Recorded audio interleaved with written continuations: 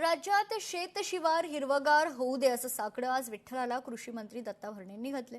कर्जमाफीला उशीर झाला पण तो शेतकऱ्यांच्या भल्यासाठीच।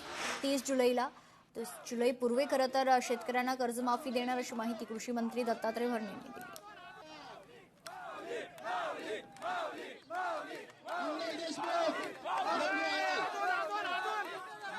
हनुमंत देशमुख माईक सर संपर्क साधावा।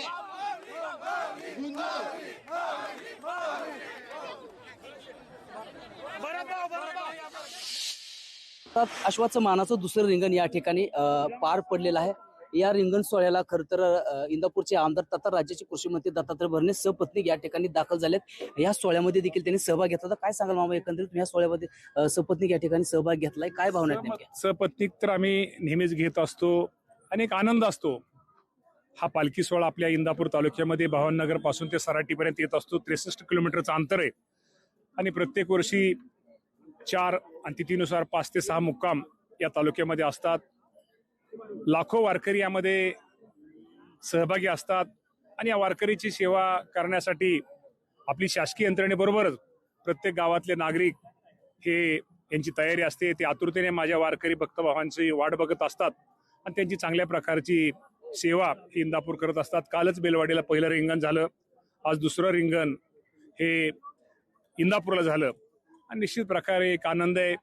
शेवटी आयुष्यामध्ये ह्या भक्तभावांना, त्यांना वारकऱ्यांना भेटलं, त्यांचं प्रेम, त्यांचा चेहरा, त्यांची निस्वार्थी व्यक्ती, त्यांची निस्वार्थी सगळी भावना पाहिल्यानंतर एक मनाला समाधान वाटतं, मनाला एक ऊर्जा तयार होते आणि शेवटी या पालखीच्या थानी आपण डोकं ठेवल्यानंतर, नतमस्तक झाल्यानंतर आपण विठ्ठलाचंच दर्शन झालं असं होत असतं आणि त्याप्रमाणे निश्चित प्रकारे आम्ही दोघांनी दर्शन घेतलेलं आहे आणि मी पांडुरंगाला एक साकडं घातलेलं आहे की येणाऱ्या ह्या वर्षामध्ये आता आज तरी पावसाळी वातावरण दिसतंय पण अजूनही चांगल्या प्रकारचा पाऊस या राज्यामध्ये सगळीकडे होऊ दे आणि माझा बळीराजा सुखी होऊ दे, हेच पांडुरंगाला मी साकडं घातलेलं आहे। सुंदर प्रसाद, लोकशाही मराठी, इंदापूर। जगद्गुरु संत तुकाराम महाराजांच्या पालखी सोहळ्यामध्ये या ठिकाणी राज्याचे कृषी मंत्री आणि इंदापूर तालुक्याचे आमदार तथा राज्याचे कृषी मंत्री दत्तात्रय भरणे यांच्या सौभाग्यवती पत्नी या ठिकाणी सारिका भरणे या ठिकाणी पालखी सोहळ्यामध्ये दाखल झाले। मग काय सांगाल, एकंदरीत पालखी सोहळ्यामध्ये तुम्ही दाखल झालेत, काय नेमके तुमच्या भावना आहेत?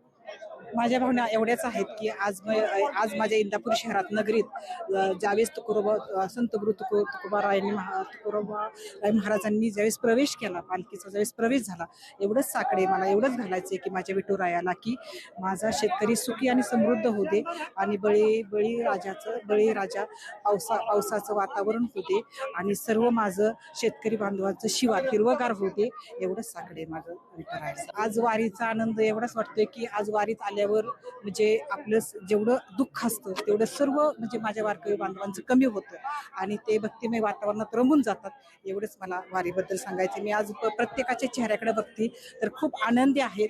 सर्वजण आलेत वारीला, जे वारकरी बांधव सर्व माझ्या भगिनी, तर त्यांच्याकडे बघून माझं पण जेवढं मागचं काही विचार होते ते म्हणजे मला पण असं वाटतं की माझे पण कमी झाले आणि त्यांच्या मी भक्तिमय वातावरणात गुंग झाली आज। सुंदर प्रसाद, लोकशाही मराठी, इंदापूर। लोकशाही मराठी, ऐका, पहा, जागरूक रहा।